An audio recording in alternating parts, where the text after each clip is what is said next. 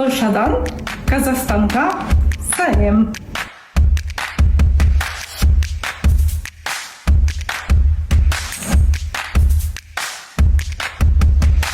Қайырлы күн, құрметті отаныстар. Бүгін бізде қонақта сонау Польшадан ателлетіп келген Юстина ханым. Қош келдіңіз. Hoş geldiniz. Өзіңізді таныстырып өтсеңіз.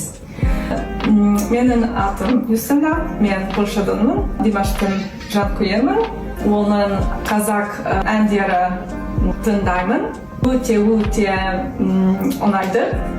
Содан кейін қазақ тілін үйренемін.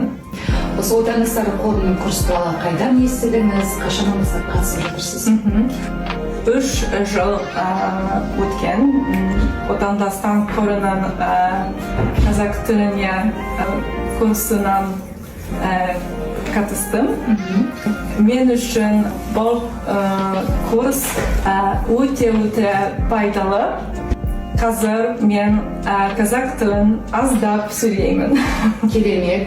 Бастан Қазақстанға келдіңіз, Қазақстанды көрдіңіз, наурызды тойлаттыңыз. Сізге ұнады ма жалпы Қазақстан? Иә. Қазір менің құрбыммен бірге Қазақстанда келдім.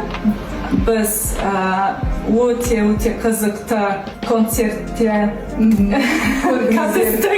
қатыстық. Мен қазақ тілін сөйлеймін. Аздап.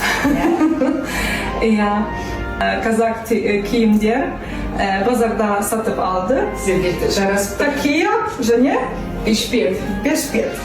Сіз осындай 3 томдық кітабын салайын.